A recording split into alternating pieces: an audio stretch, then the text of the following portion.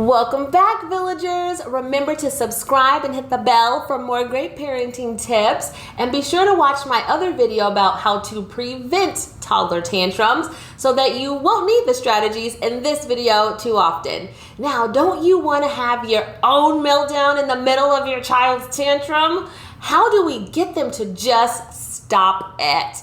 Here are some great tips for you to try during the very next tantrum. I'm Jade, and this is my village. I'm sure you've heard, I don't want to, or give it to me, or I can do it by myself. Oh, toddlers, they just want to be so independent, even when it's probably not a good idea. This and other things can create power struggles which lead to tantrums, and we can't just give them everything they want. So we have to find a way to deal with these tantrums. Now, kids between 1 and 4 years old, they can't handle their emotions super well yet, so they tend to have more meltdowns than older kids do. And you want to make sure that your little munchkin is getting enough sleep, because being well rested will really reduce the amount of tantrums they have. Hangry is no joke too. Before we jump into this, just want to explain that you can't treat every tantrum the same. The best thing to do is really to just prevent them.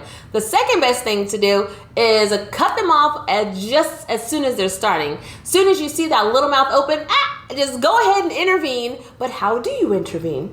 Well, that depends on what's causing or triggering the tantrum. They're frustrated because they can't get the toy put together just right. So you reassure them that, you'll figure it out eventually, and tell them to just try again and again, or give them a pointer like a smaller doll might fit into that seat a little better. Try that.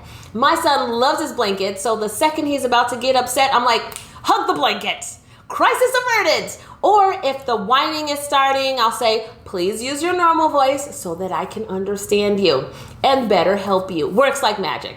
And they'll take a deep breath and normal voice pops out. It's amazing. Anyway, learn your child's triggers, be present even when they're not close by, and then you'll be able to stop these tantrums before they start. Because the longer that tantrum goes, the harder it is to stop. They even forget what they were mad about in the first place. Okay, first, let's examine what's happening during the tantrum. To start, there's obviously something that caused it. He wants to put on his own pants, but is having trouble doing it. Or she wants the yellow bowl, not the green one. Then they get all sad and upset about it. They may even kick and move that up a notch into beating the floor or holding their breath or biting. Then if you pick them up without their consent, usually that just makes things worse. You're all over the place. And ignoring them, though, seems to work better. And everyone's annoyed, right? Then afterwards, they want to be all huggy like nothing ever happened. The end. So that's the story. What should we be doing during all of this? The one thing we should not be doing is showing how frustrated and angry we are, because they'll get scared and the tantrum will only get worse. So it's up to us to control our emotions, remain super calm like Dalai Lama, because we have to help them calm down. Aside from that, the key to stopping it depends on the cause of the tantrum. Obviously, if they're hangry, then feed them. Distraction works great too, especially with the younger ones.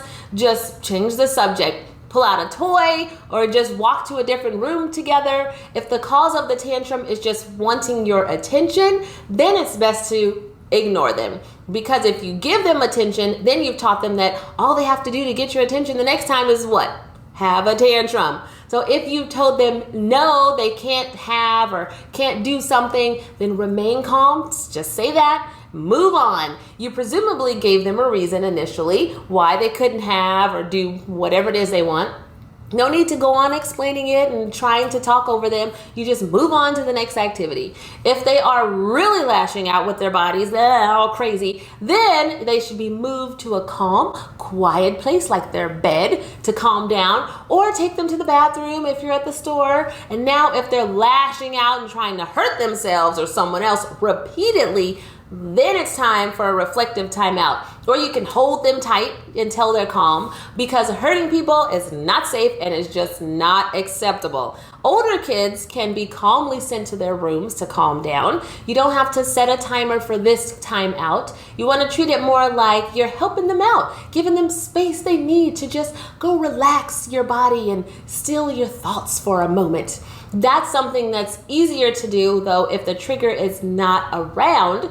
So once they feel back in control of themselves, they're free to leave the room, come back. However, if they didn't do something that was unacceptable, and this is not just about a tantrum because they wanted to have a bite of your Snickers, then that timeout will in fact need a time limit. Just because if you're using timeouts, then that's your normal consequence for doing something like hitting or something terrible. And remember, never give into a tantrum, because if you do, you'll get a tantrum every time they want something, since you've shown them that that method clearly works. If I scream, then mommy will give me a sucker eventually. I'll just keep screaming. So you don't do that to yourself. Be strong. So you've stopped the tantrum now, whether it was at the beginning or in the horrific and annoying middle. But what do we do once it's over? Always be sure to give them positive recognition for calming down. Good job. This will reinforce that behavior for later. You like they were able to regain control, so they'll try to do it again next time to get more of that great praise from you. And after they come back to themselves, they may feel like they're in trouble or that you're mad at them. And this is the reason you want to make them feel loved, so they know that you don't only love them when things are all rosy and perfect. A hug works great for this. Getting your child to ask for a hug too as a calming mechanism during the tantrum, that's great too. You basically just want to be like, yep, it happened. Now it's over. Let's move forward. On to better things. And they'll likely be over it before you will, because adults, we stay annoyed about tantrums longer than these little ones do, because they are super adaptable compared to us. We could learn something from these toddlers and preschoolers, really. Now, I just want to add something here. Terrible twos are really not that terrible if you put in the effort to just listen, pay attention, if they're talking to. Something else I found, that twos are a lot like ones and the threes. Like, the child has the same personality, is still working on coping with emotions. So if we start before age 1, teaching them how to have manners, be respectful, how to talk, the twos are really nothing to be afraid of. Plus, I gotta say, having them potty trained at age 2 is a real lifesaver, because I'm just not a fan of all the big kid diaper drama. Can't do it. Now, of course, it's best to prevent tantrums from happening, but we can't stop every single one ever. So it's good to have some tools in your back pocket that you can pull out when the need arises and stop that tantrum. Share this video with everyone that's a part of your child's life or has children. Share your own tips about tantrums right there in the comments below. Let me know if you have questions, struggles. Hit that subscribe button and the bell for more great parenting tips. And you can go ahead and watch my next video now.